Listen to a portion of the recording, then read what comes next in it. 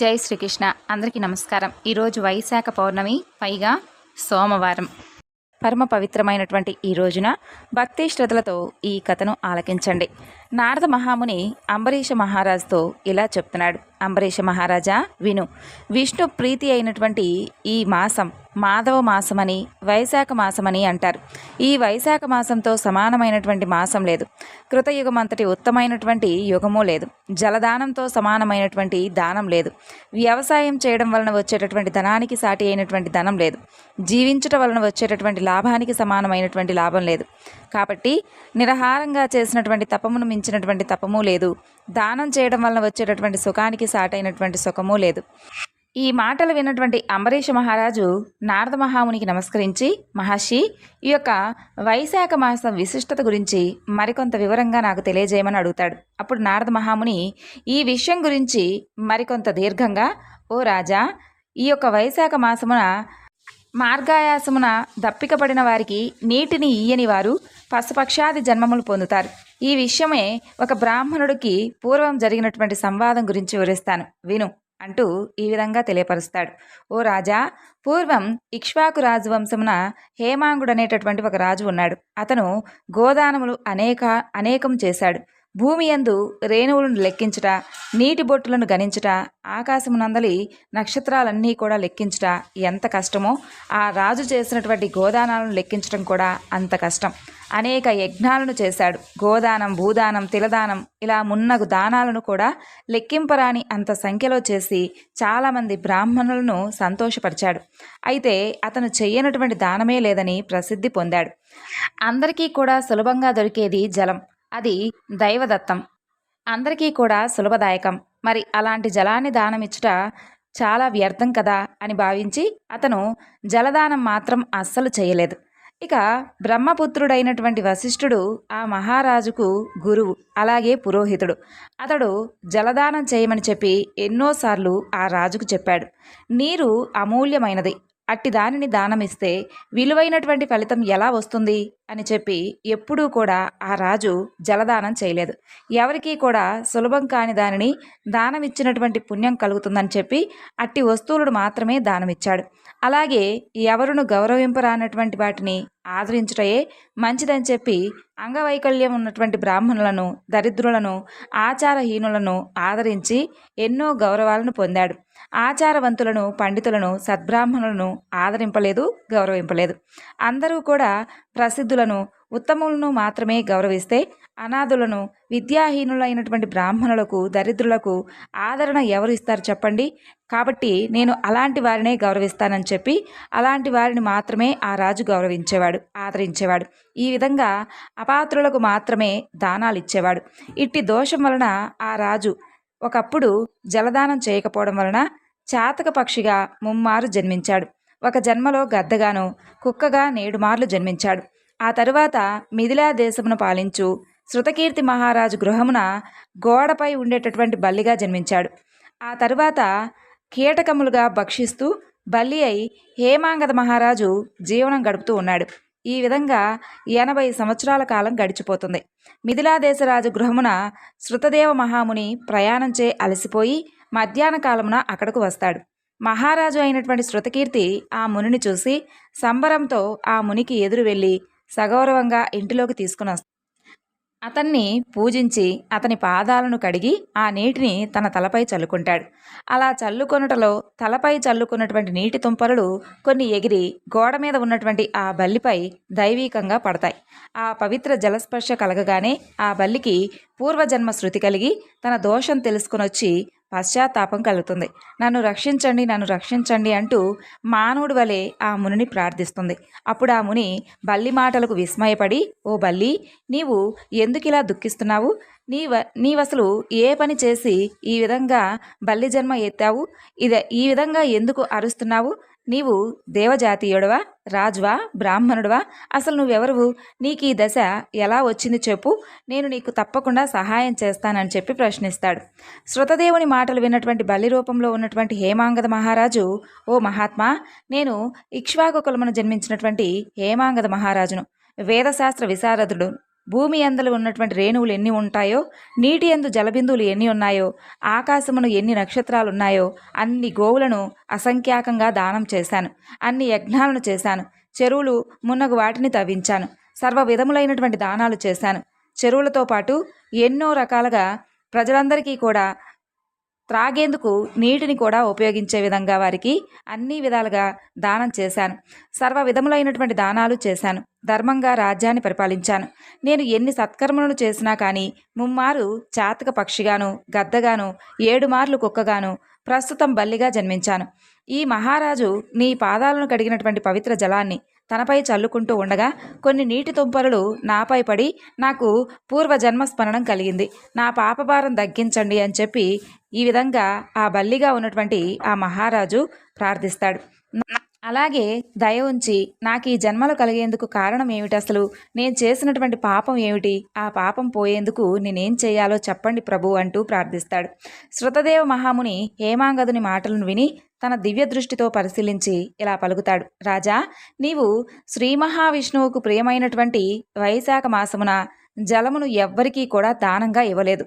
జనం సర్వజన సులభం, దానిని దానమిచ్చుట ఏమాత్రం కూడా మంచిది కాదని చెప్పి భావించావు. ప్రయాణమున అలసిన వారికి జనదానమైనా కూడా ఎప్పుడూ చేసింది లేదు. వైశాఖ మాస వ్రతం కూడా నీవు ఎప్పుడూ పాటింపలేదు. హోమం చేయదలిచిన వారు మంత్రపూతమైనటువంటి అగ్ని అందే హోమం చేయవలను. అలా కాక బూడిదతో మున్నగు వాటి యందు హోమం చేస్తే ఫలితం ఎలా కలుగుతుందో చెప్పు. అలాగే నీవు కూడా యోగ్యులైన వారికి దానం ఇవ్వకుండా అయోగ్యులైన వారికి మాత్రమే దానం చేశావు.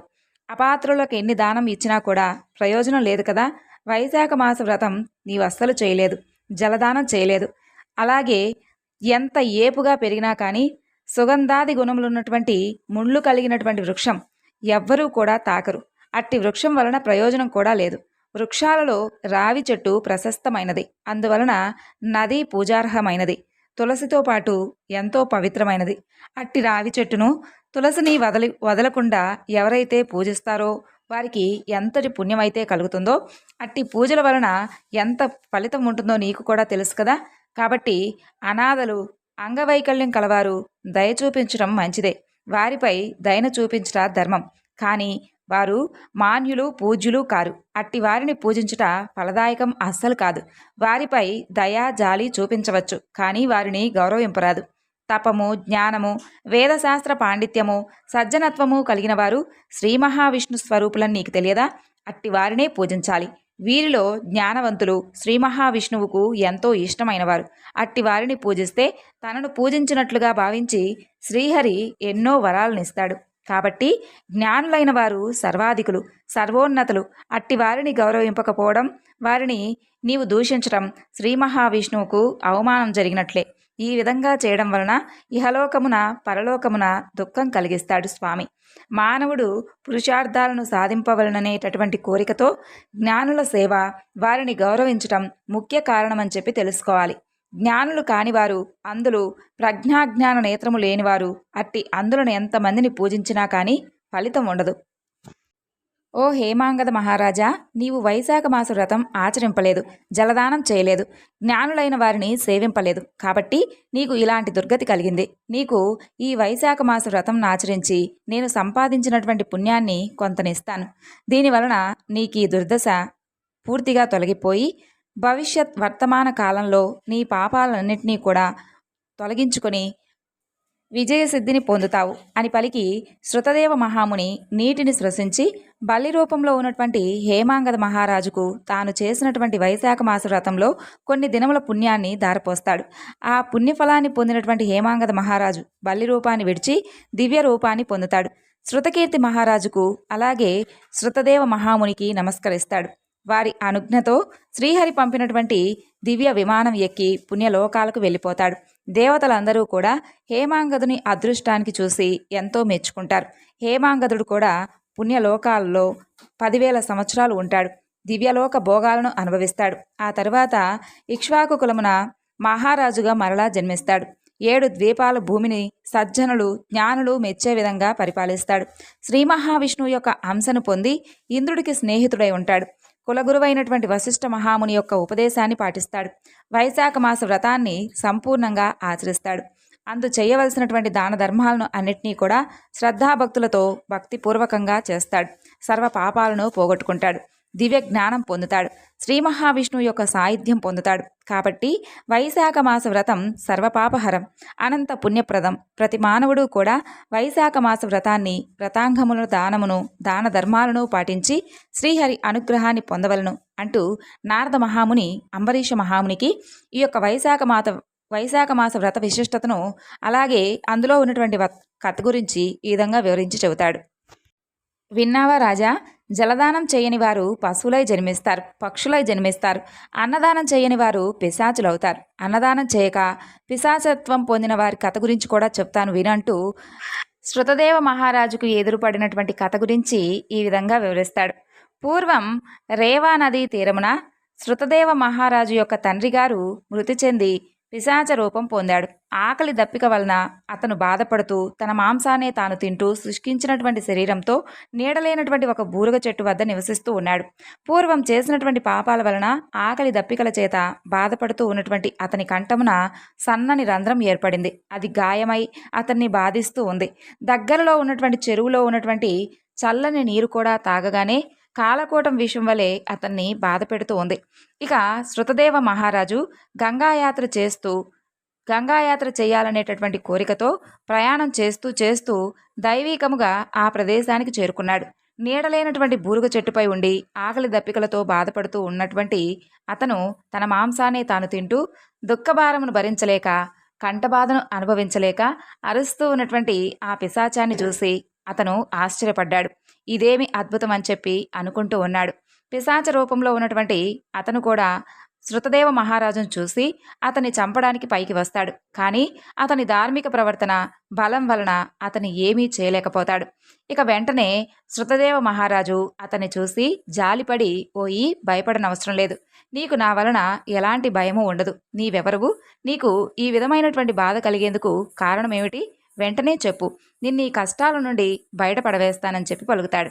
ఇక వెంటనే అతని పుత్రుడని అతను ఆ పిశాచం గుర్తింపలేదు. అతను కూడా అతను తండ్రి అని చెప్పి తెలుసుకోలేకపోతాడు. అప్పుడు ఆ పిశాచ రూపంలో ఉన్నటువంటి ఆ పిశాచత్వం ఇలా పలికింది, ఓయి, నేను మైత్రుడనేవాడను. భూవరం అనేటటువంటి పట్టణంలో నివసిస్తూ ఉండేవాడను. సంకృతి గోత్రుడును. అన్ని విద్యలను నేర్చినవాడను. అన్ని తీర్థాలయందు స్నానం చేశాను. సర్వదేవతలను సేవించాను. కానీ నేను వైశాఖ మాసంలో అన్నదానం చేయలేదు. లోభం కలిగి ఉన్నాను. అకాలమున వచ్చిన వారికి భిక్ష కూడా ఇవ్వలేదు. కాబట్టి నాకు ఈ పిశాచ రూపం వచ్చింది. ఇది నా దురావస్థకు కారణం. శృతదేవుడు నాకు పుత్రుడు. అతను ప్రసిద్ధి కలవాడు. వైశాఖమున కూడా అన్నదానం చేయకపోవడం వలన నేను ఈ విధమైనటువంటి పిశాచ రూపం పొందాను. నేను ఈ విధంగా బాధపడుతూ ఉన్నానని అతనికి నీవు తెలియజెయ్యి. నీ తండ్రి నర్మదా తీరమున పిశాచమై ఉన్నాడు. సద్గతిని పొందలేదు. బూరుగ చెట్టుపై ఉన్నాడు. తన మాంసమును తానే తింటూ బాధపడుతూ ఉన్నాడని చెప్పు. వైశాఖ మాసమున వ్రతాన్ని పాటించి నాకు జలతర్పణంనిచ్చి సద్బ్రాహ్మణులకు అన్నదానం చేసి తప్పకుండా ఈ విధమైనటువంటి అన్నీ కూడా చేసినచో నేను ఈ బాధ నుండి విడిపోయి శ్రీ మహావిష్ణువు యొక్క సాన్నిధ్యాన్ని పొందుతాను. కాబట్టి ఆ విధంగా చేయమని చెప్పి నా పుత్రుడికి చెప్పు. నా యందు దయ ఉంచి నాకు ఈ సహాయం చెయ్యి. నీకు సర్వశుభాలు కలుగుతాయని చెప్తాడు. ఆ మాటలు వినగానే వెంటనే శృతదేవుడు, నేను నా తండ్రిని గుర్తించి వెంటనే పాదాలకు నమస్కరించాలని చెప్పి అతను వెంటనే తండ్రిని గుర్తించి అతని పాదాలకు నమస్కరించి దుఃఖపీడితుడై చిరకాలము కూడా, తండ్రి, నేను నిజంగా నిన్ను గుర్తుపట్టలేదు. నేనే శృతదేవుడను. దైవీకముగా నేను ఈ ప్రాంతానికి వచ్చాను. తండ్రి, ఎన్ని కర్మలను చేసినను పితృదేవతలకు సద్గతిని కలిగింపనొచ్చో ఆ కర్మలన్నీ కూడా వ్యర్థాలు, నిరార్థకములు. నీకు ఈ బాధ నుండి విముక్తి కలిగేందుకు నేనేం చెయ్యాలో చెప్పండి తండ్రి అంటూ ప్రార్థిస్తాడు. అప్పుడు అతని తండ్రి అయినటువంటి ఆ పిశాచి మరింతగా దుఃఖించి కొంతసేపటికి ఊరడిల్లి మనసును కుదుటపరుచుకొని, నాయనా, నీవు తలచినటువంటి యాత్రలను పూర్తి చేసుకుని ఇంటికి వెళ్ళు. సూర్యుడు మేషరాశి యందు ఉండగా వైశాఖ పూజను చేసి అన్నాన్ని శ్రీ మహావిష్ణువు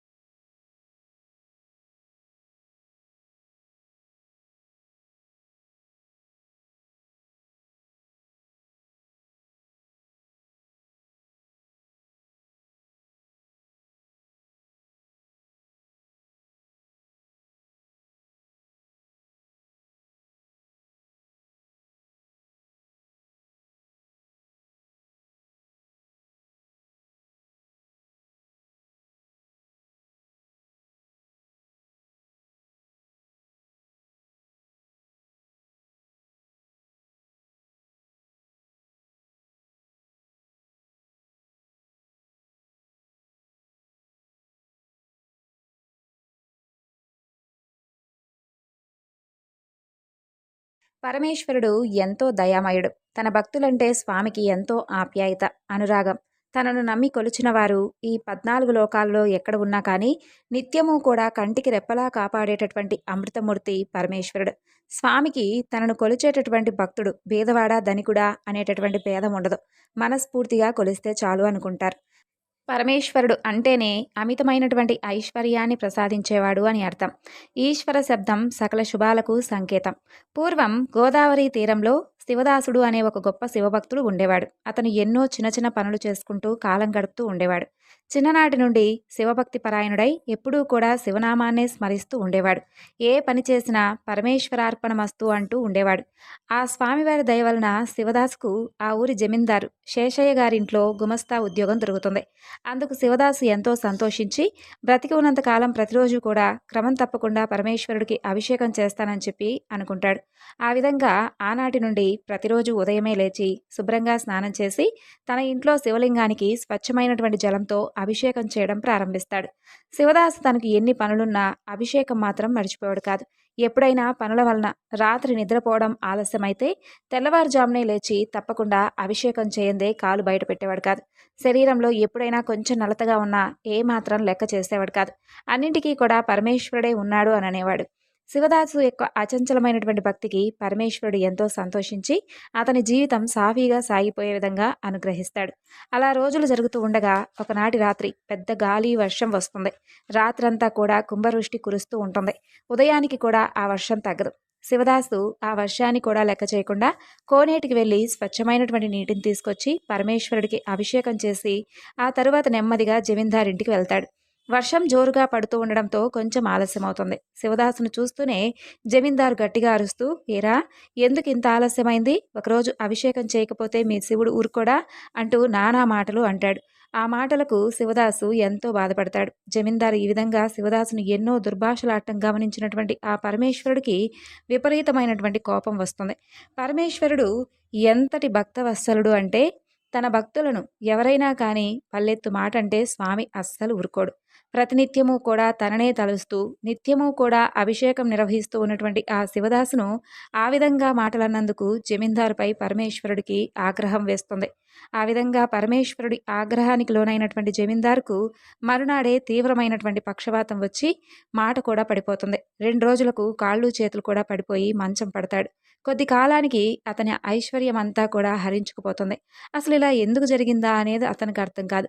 అయితే ఒకనాడు ఆ ఊరికి ఒక సాధువు వస్తాడు. ఆ సాధువు ఎన్నో మహిమలు కలవాడని, ఏ జబ్బులనైనా నయం చేయగలడని జనం చెప్పుకుంటారు. జమీందార్ భార్య ఆ సాధువును కలిసి ప్రాధేయపడితే అతను దయతలచి జమీందారును చూడటానికి ఇంటికొస్తాడు. ఒకసారి కళ్ళు మూసుకొని ధ్యానం చేసి జమీందారుతో ఇలా అంటాడు, నాయనా, నీవు కొంతకాలం క్రితం పరమేశ్వరుడికి ఎంతో ప్రియభక్తుడైనటువంటి శివదాసును అనవసరంగా దూషించావు. ఆయన పరమేశ్వరుడు ప్రియభక్తుడు. అతన్ని ఆ విధంగా దూషించడం వలన స్వామి ఆగ్రహానికి లోనయ్యావు. అందువల్ల ఈ అనర్థాలన్నీ జరిగాయి అని చెప్పి జమీందార్ భార్య వైపు తిరిగి, అమ్మా, శివదాసును రేపే మీ ఇంటికి పిలిచి అతని కాళ్ళు కడిగి పూజించండి అని చెబుతాడు. అప్పుడు పరమేశ్వరుడు తప్పక సంతోషిస్తాడని, మీ బాధలన్నీ తొలగిపోతాయని చెబుతాడు. ఆ మరుసటి నాడే శివదాసును జమీందారు దంపతులిద్దరూ కూడా వారింటికి పిలిచి చక్కగా తమ తప్పును మన్నించమంటూ వేడుకుంటారు. అతని కాళ్ళు కడిగి ఆ నీటిని ఆ దంపతులిద్దరూ కూడా తలపై చల్లుకుంటారు. అంతే, జమీందారుకు ఉన్నటువంటి అనారోగ్యం ఒక్కసారిగా మాయమైపోతుంది. సంపూర్ణమైనటువంటి ఆరోగ్యంతో లేచి నిల్చుంటాడు. ఆ దంపతులిద్దరూ కూడా ఎంతో సంతోషించి శివదాసుకు నమస్కరించి పరమేశ్వరుని ఎన్నో విధాలుగా స్తుతిస్తారు. జమీందారు ఆ తర్వాత గొప్ప శివభక్తుడై ప్రతినిత్యము కూడా పరమేశ్వరుడికి అభిషేకం చేస్తూ కాలం గడుపుతాడు. ఆ ఊరిలో చక్కని శివాలయాన్ని కూడా నిర్మించి జీవించి ఉన్నంతకాలం సుఖంగా జీవించి చివరికి ముక్తిని పొందుతాడు. పరమేశ్వరుడు పరమదయాలు. తననే నమ్మి కొలిచిన వారికి ఎలాంటి చిన్న ఆపద కలిగినా తక్షణమే రక్షించేటటువంటి గొప్ప అమృతమూర్తి. జీవితంలో ఒక్కసారైనా ఓం నమః శివాయ అంటే చాలు, అతన్ని జీవించి ఉన్నంతకాలం కంటికి రెప్పలా స్వామివారు కాపాడతారు. అందులో ఎలాంటి సందేహం లేదు. కాబట్టి స్వామివారి గురించి ప్రతిరోజు కూడా ఓం నమః శివాయ అనేటటువంటి ఒక చిన్న నామాన్ని స్మరించిన వెంటనే కరుణించేటటువంటి అపర కరుణామూర్తి అయినటువంటి ఆ పరమేశ్వరుణ్ణి ప్రతినిత్యం కూడా ఎవరైతే భక్తిష్టతలతో పూజించి ఆ స్వామిని నమ్మి కొలుస్తారో అలాంటి వారికి సర్వము కూడా ఆయనే దిక్కు. ఇప్పుడు మనం వినబోతున్నటువంటి ఈ కథ గోకర్ణానికి సంబంధించింది. గోకర్ణ క్షేత్రం యొక్క ప్రాధాన్యత మనకు తెలియజేయబోతుంది. పూర్వం రావణాసురుడి తల్లి కైకసి కైలాసాన్ని పొందగోరి నిత్యము కూడా మట్టితో చేసినటువంటి శివలింగాన్ని పూజిస్తూ ఉండేది. అయితే బలగర్వితుడైనటువంటి రావణుడు అది చూసి శంకరుడితో సహా కైలాస పర్వతాన్ని తెచ్చి తన తల్లికి సమర్పించాలి అని అనుకుంటాడు. ఇక అలా అనుకున్నదే తడవుగా అతను కైలాసానికి వెళ్ళి తన యొక్క శక్తినంతా కూడా ప్రయోగించి ఆ యొక్క కైలాస పర్వతాన్ని నెత్తికెత్తుకుంటాడు. అప్పుడు భూమి మొత్తం కంపించిపోతుంది. లోకాలన్నీ కూడా అకాల ప్రళయంలో నశిస్తాయని చెప్పి భావించి అలాంటి ఆపదను నివారించమంటూ పార్వతీదేవి పరమేశ్వరుడిని ప్రార్థిస్తుంది. అప్పుడు పరమేశ్వరుడు రావణాసురుణ్ణి కైలాస పర్వతం కింద అణిగిపోయే విధంగా తొక్కుతాడు. అప్పుడు రావణుడు ప్రాణాపాయంలో పడి దీనాతి దీనంగా పరమేశ్వరుణ్ణి ధ్యానిస్తాడు. కరుణా సముద్రుడైనటువంటి ఆ కైలాసపతి అతని ధ్యానానికి ప్రసన్నుడై రావణుణ్ణి పైకి లేవనెత్తాడు. అప్పుడు రావణుడు రాగాయుక్తంగా సుస్వరంగా మధురగానం చేస్తాడు. మనోహరమైనటువంటి అతని గానానికి ప్రీతి చెందినటువంటి ఆ పరమేశ్వరుడు అతనిని ఏదైనా వరం కోరుకోమని అడుగుతాడు. అప్పుడు ఆ రాక్షసరాజు, దేవా పరమేశ్వర, బంగారంతో చేయబడినటువంటి నా లంకాపురం వంటిది ఇంకెవ్వరికీ కూడా లభించేది కాదు.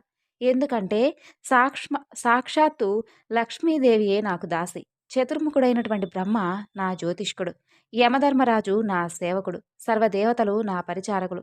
అటువంటి నాకు ఎక్కడా కూడా ఏదీ దుర్లభం కాదు. ఇప్పుడు నా తల్లి కోరిక ప్రకారం కైలాస పర్వతాన్ని తీసుకుని వెళ్దామని వచ్చాను.